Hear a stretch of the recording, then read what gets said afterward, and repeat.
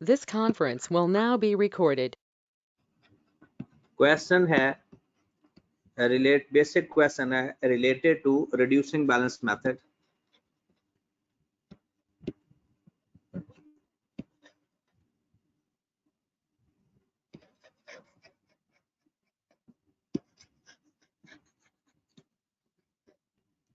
ठीक है, reducing balance method या बुक वैल्यू, इसके आपको नाम आइडिया है कि इसको रिटर्न डाउन वैल्यू मेथड भी कहते हैं।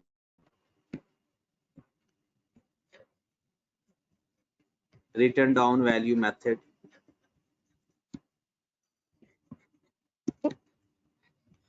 इसको बुक वैल्यू मेथड भी कहते हैं। ये नाम आप सबको पता है पहले से, book value method. Carrying amount method भी कहते हैं। इसमें जो सबसे इंटरेस्टिंग चीज है ना, वो है डिस्पोजल। बाकी कुछ नहीं है इसमें इतना खास, डिस्पोजल इंटरेस्टिंग चीज है इसमें। ठीक होगी बात। तो हम क्वेश्चन करते हैं,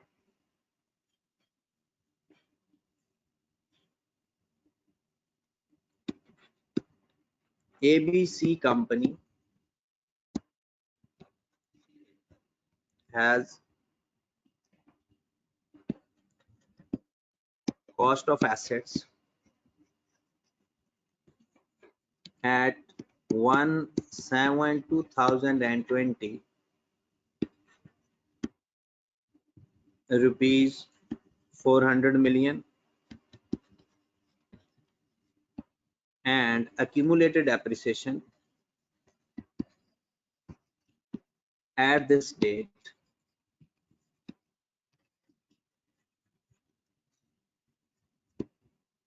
is 120 million.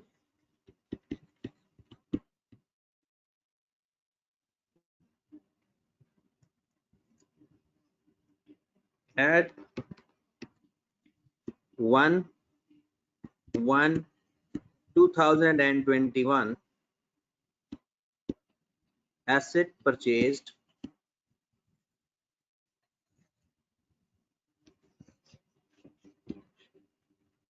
for rupees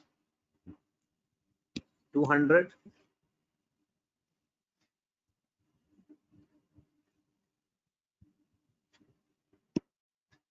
at 31st March 2021,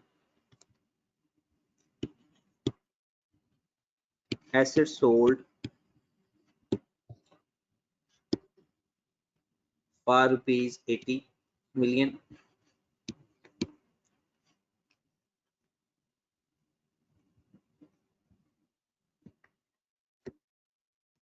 Which was purchased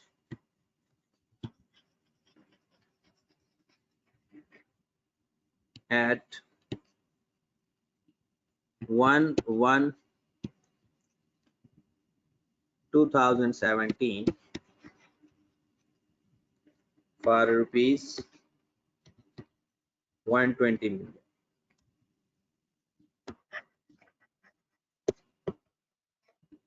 Rate of depreciation 10% WDV।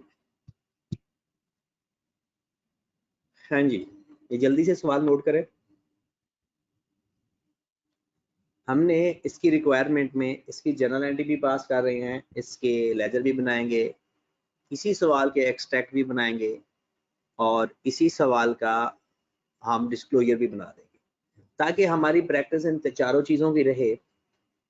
और फिर उसके बाद हमने, क्योंकि नेक्स्ट जो हमारी क्लास होगी उसमें तो इम्पोर्टेंट कॉन्सेप्ट्स डिस्कस होंगे। जी जनाब, तो आ जाए जरा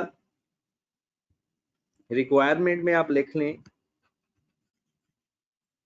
सबसे पहले जर्नल एंट्री पास कर लेते हैं।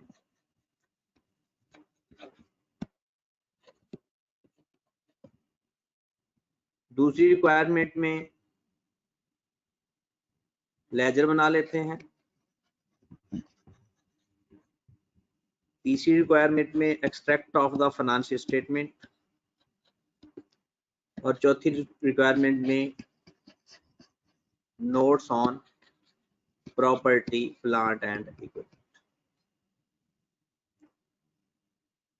डन की बात।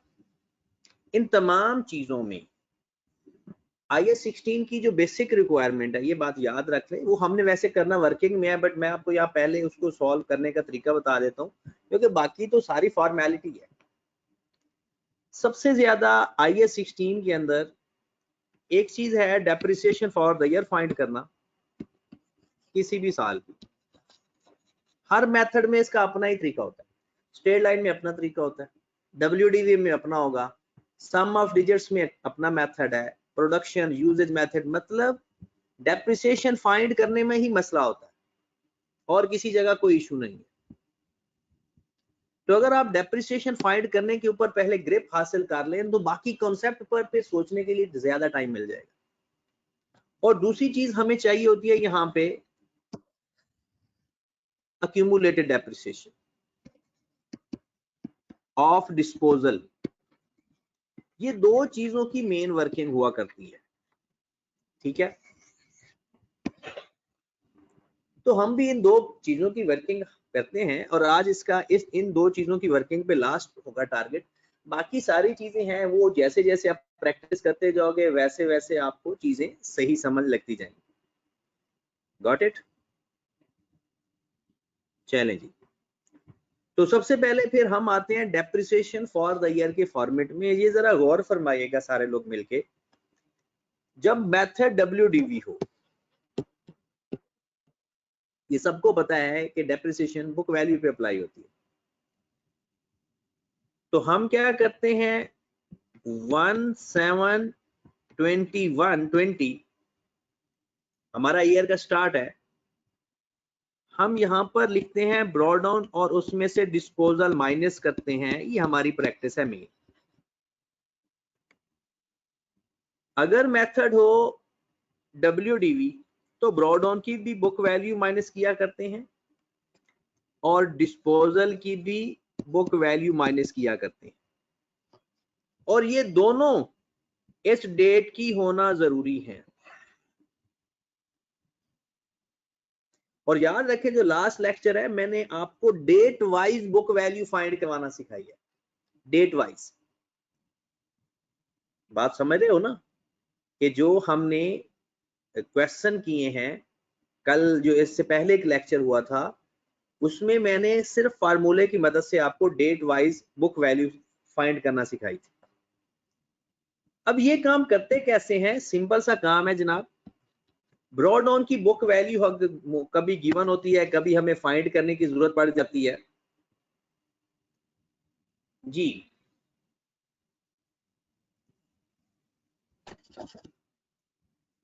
जरा गौर फरमाइएगा, ब्रॉड डाउन की बुक वैल्यू का फार्मूला आपको पता है, कॉस्ट माइनस एक्यूमुलेटेड डेप्रिसिएशन होता है। सवाल अपना सामने रखें, ये हमारे पास 1720 को एसेट की कॉस्ट और ये उसकी एक्यूमुलेटेड डेप्रिसिएशन। हम इन दोनों को आपस में माइनस करेंगे तो हमारे पास बुक वैल्यू आ जाएगी। तो बताएं जनाब कितनी आ रही है बुक वैल्यू?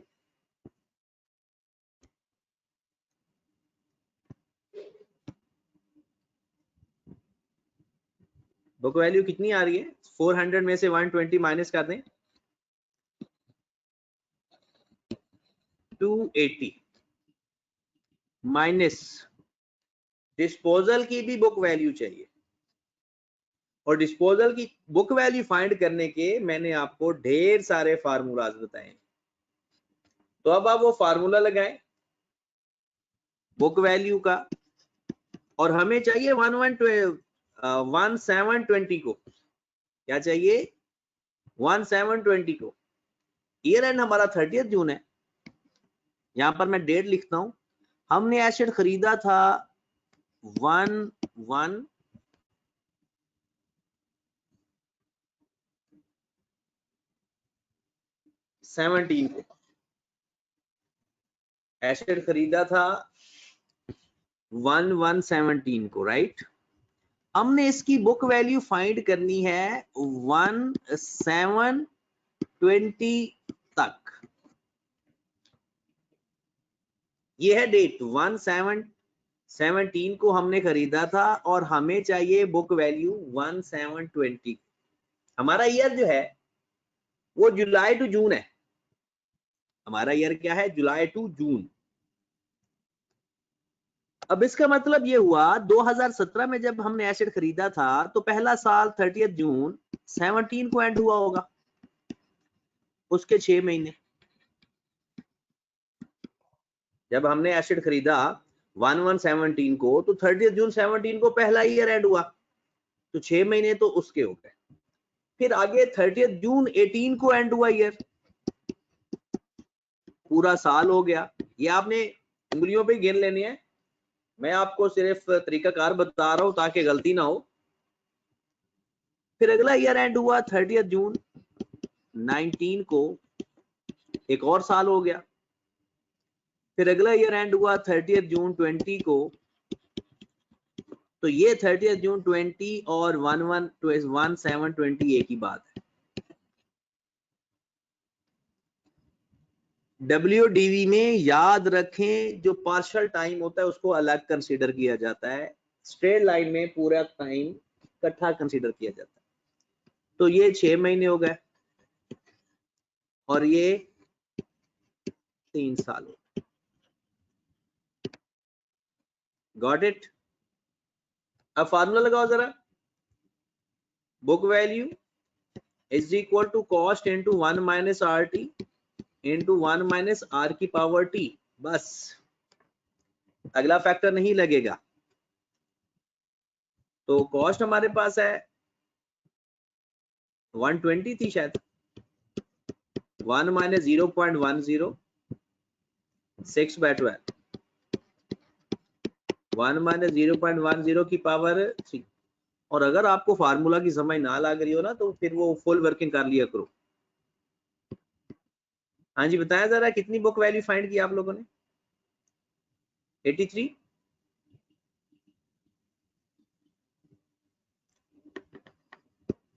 $83.106 को हम राउंड ऑफ कर लेते हैं, 83 लिख लेते हैं। ठीक है, चले जनाब, पहला काम हमारे पास हो गया मल्टीप्लाइड बाय 10%। उसके बाद 31 मार्च 21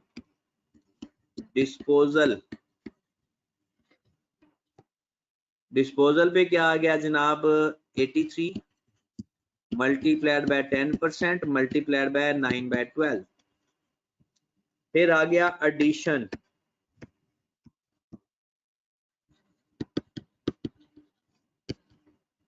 एडिशन 200 का किया है, मल्टीप्लाइड बाय 10% मल्टीप्लाइड बाय 6/12। लो मेरे भाई, that is our depreciation for the year. तो ब्रॉड डाउन की डेप्रिसिएशन कितनी आ गई है? 280 माइनस 83 मल्टीप्लाइड बाय 10%। काइंडली बताइएगा जरा वर्किंग करके।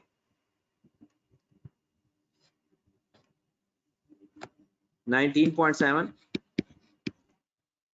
और डिस्पोजल की डेप्रिसिएशन कितनी आ गई? 83 मल्टीप्लाइड बाय 10% मल्टीप्लाइड बाय 9/12 इस साल की 6.2 कर लेते हैं। और एडिशन की कितनी आ गई? 50 सॉरी 10। तो ये हमारे पास आंसर जो आएगा that is depreciation for the year. ये किसी भी लेवल पे अगर आपने डेप्रिसिएशन फाइंड करनी है तो ये तरीकाकार है डेप्रिसिएशन फाइंड करने का, किसी भी लेवल पे, किसी भी आगे टॉपिक के अंदर। हाँ जी, प्लस करें जरा। 19 + 6 + 10, राउंड ऑफ कर लिया 36, राउंड ऑफ करके लिख देते हैं 36। एक तो ये हमारे यानी आ गया depreciation for the year find करना। दूसरा, जो आपने जितनी कोशिश हो सकनी है कि आपने यानी कम से कम वर्किंग करनी है। देखिए, हमें चाहिए अक्यूमुलेटेड डेप्रिसिएशन ऑफ डिस्पोजल भी, accumulated depreciation of disposal, right. उसमें हमने क्या करना है कि आपके पास 120 माइनस 83 करें तो आपके पास अक्यूमुलेटेड डेप्रिसिएशन आ जाएगी साल के शुरू तक।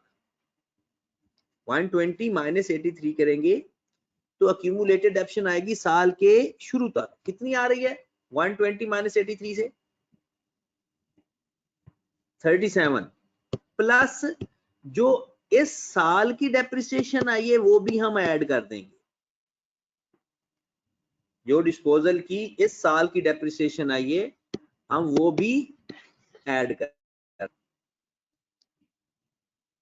तो ये फाइंड तरीकाकार है accumulated depreciation of disposal find करने। 43.2। अब सारे काम हो गए हमारे। सिर्फ ये 2 वर्किंग होती हैं, बाकी जो जो फाइंड करना है आप बताते जाएंगे, हम करते जाएंगे। एबीसी कंपनी है जनाब, उसने हमसे जर्नल एंट्रीज पूछी हैं।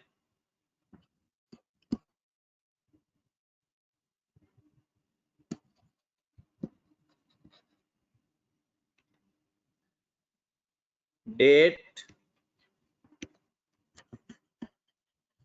पर्टिकुलर या description, debit, credit, rupees in million.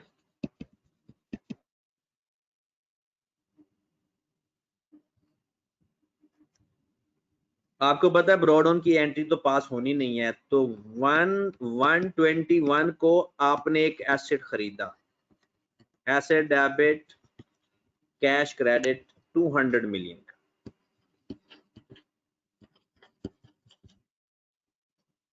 31 मार्च 21 को एक एसेट बेचा,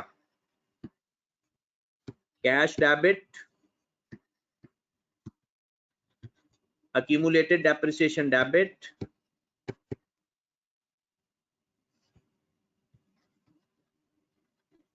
asset credit, और जो डिफरेंस है या वो गेन होगा या वो लॉस होगा। गेन आ रहा है लॉस?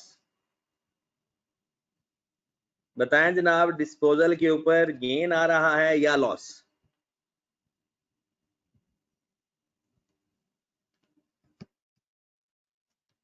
तो क्रेडिट हो जाएगा प्रॉफिट एंड लॉस अकाउंट। कितना गेन आ गया 3.2। डन की बात। फिर उसके बाद 30 जून 21 डेप्रिसिएशन टू accumulated depreciation 36। लो मेरे भाई, दैट इज जर्नल एंट्रीज। एक साल की एसेट खरीद, एक से ज्यादा एसेट्स हो गए तो एंट्रीज एसेट खरीदने की चेंज तो नहीं होगी ना, एसेट टू कैश ही रहेगी, या एसेट टू बैंक या एसेट टू पेपर। बेचेंगे तो एंट्री यही रहेगी, डेप्रिसिएशन की भी सेम एंट्री रहती है। डन की बात। अब लेजर पे चलते हैं। लेजर में सबसे पहले कॉस्ट का लेजर बना लेते हैं।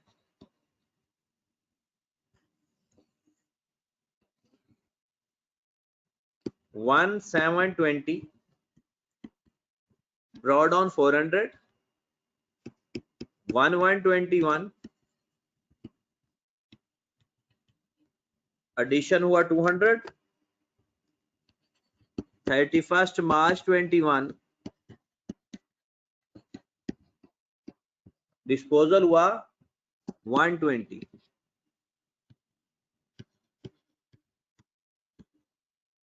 हाँ जी जनाब।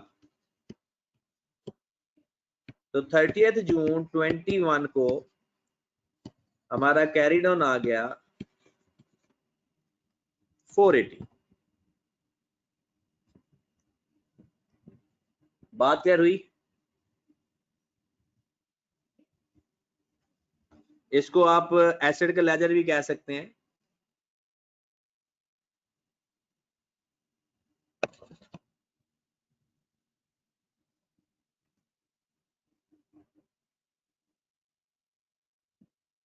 इसके बाद अगर हम अक्यूमुलेट, चीजें आपको बस याद होनी चाहिए, काम बड़े आसान होते हैं। अक्यूमुलेटेड डेप्रिसिएशन में आपका बैलेंस कितना पड़ा था 1720 को,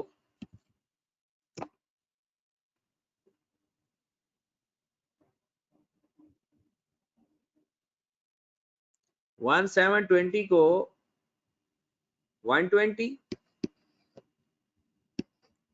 फिर आपके पास 30 जून 21 को जो डेप्रिसिएशन आई थी दैट इज 36, और 31 मार्च को जो आपने एसेट बेचा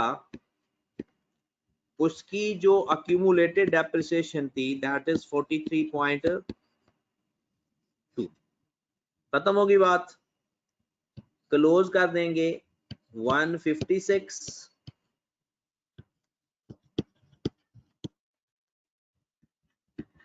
कैरी डाउन देखें कितना आ गया हमारे पास 112.8।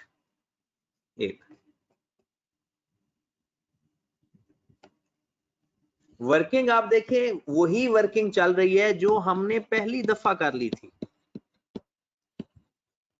हर चीज में वही वर्किंग इस्तेमाल हो रही है। तो IAS 16 वहां तक ही है, बाकी फॉर्मेलिटीज हैं। 31 मार्च को हमने एक एसेट बेचा जिसकी कॉस्ट थी 120,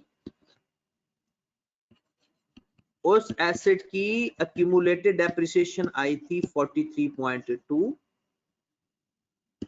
बेचा था वो 80 का। डन, दोनों साइड का टोटल किया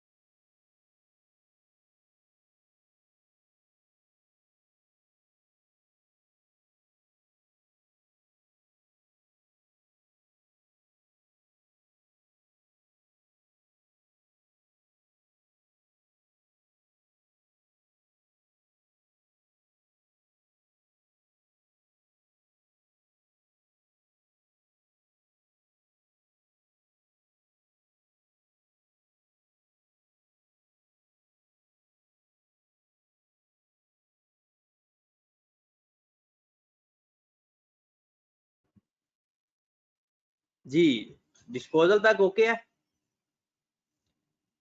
डिस्पोजल के बाद हम अब आ जाते हैं इसके एक्सट्रैक्ट पे।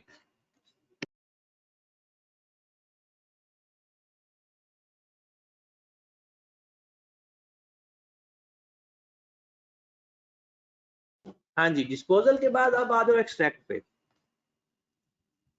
एक्सट्रैक्ट के अंदर हम सबसे पहले क्या देखेंगे, एसोसियाई देख लेते हैं। ABC company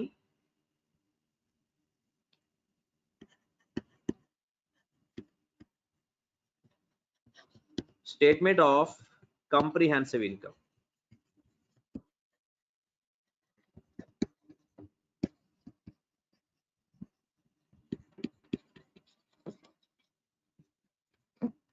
For the year ended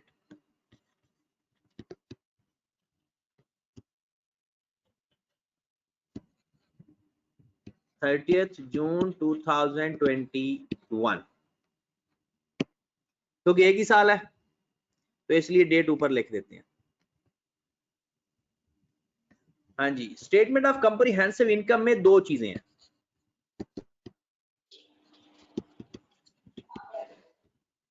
एक अदर एक्सपेंस है जनाब, और एक अदर इनकम।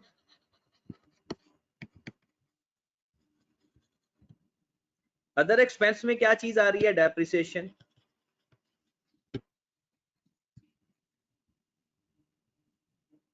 जी जनाब, डेप्रिसिएशन कितनी आई थी? 36 मिलियन। और gain on disposal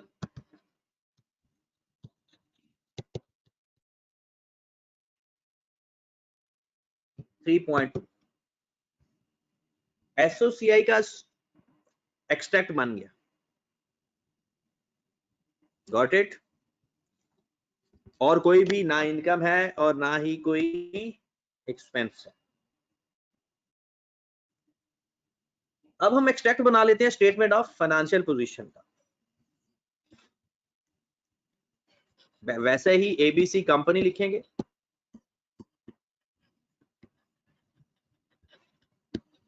statement of financial position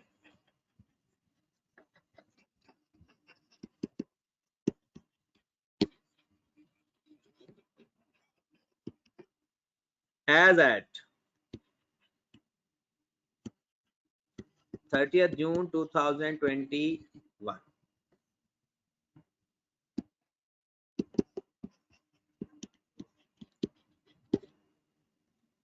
सबसे पहले नॉन करंट एसेट लिखते हैं।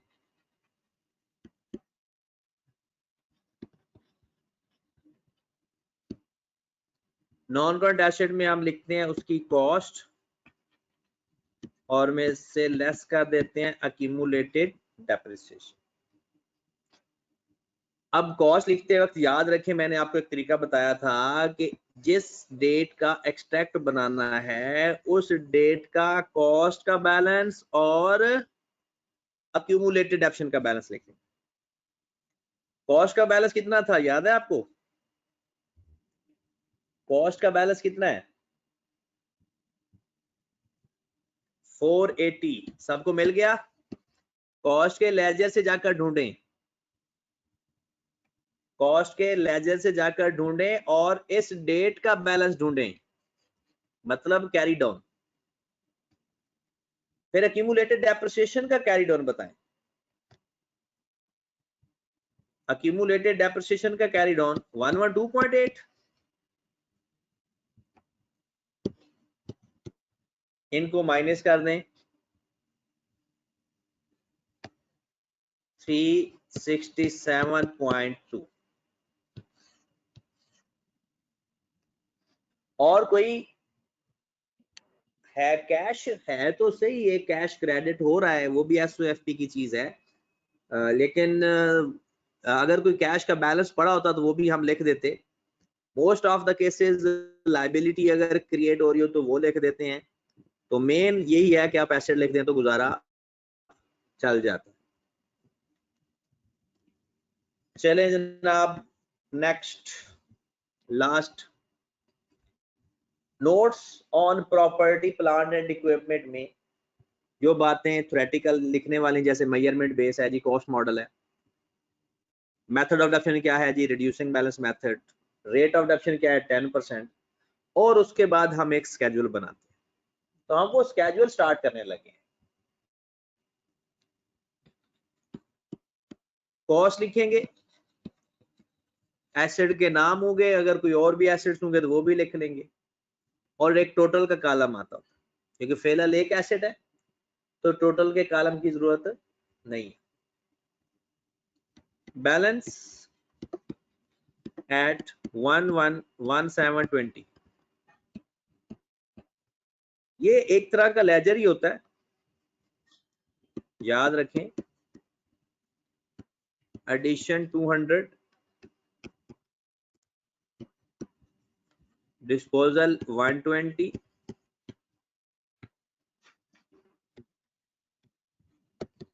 Balance at 30th June 21। Got it? चाहे तो आप एक लाइन लगा लें ताकि पता चले कि नेक्स्ट स्टार्ट हो गया है। फिर आप हेडिंग देंगे अक्यूमुलेटेड डेप्रिसिएशन की,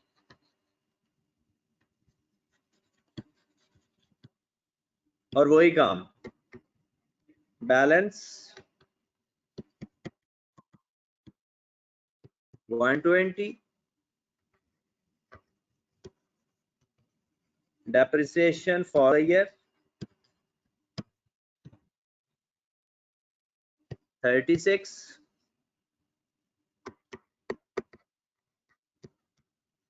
यहां पर डिस्पोजल की अक्यूमुलेटेड डेप्रिसिएशन लिखेंगे,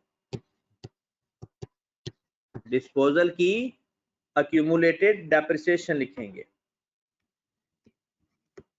बैलेंस एट 30th June 21।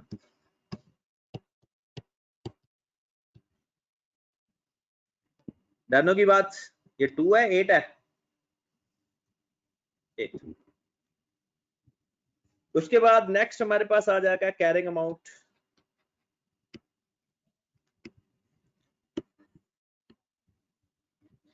पहले हेडिंग देंगे कैरिंग अमाउंट की, बल्कि नेट कैरिंग अमाउंट लिखना ज्यादा बेहतर रहता है। Balance at 1721। हमारे पास किसको किस में से माइनस करेंगे? 400 में से 120 माइनस करेंगे। कितनी अमाउंट आ गई? 380। फिर बैलेंस एट 30th June 280 है सर जी। अब क्या करेंगे? 480 में से 112.8 माइनस करेंगे, ये 280 है।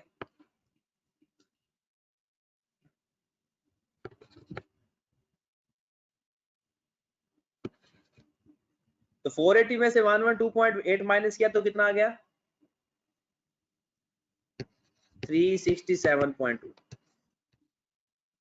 ये हमारा डिस्क्लोजर या वो जो फिक्स्ड एसेट स्केड्यूल है वो भी पूरा हो गया। ओके होगी बात?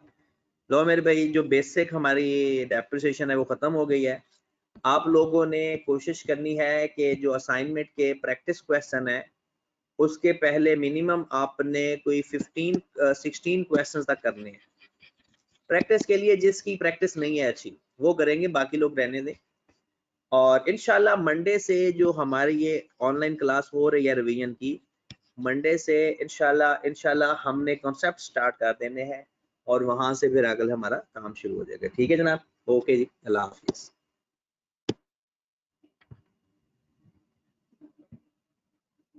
सर लेक्चर सेंड कर दीजिएगा।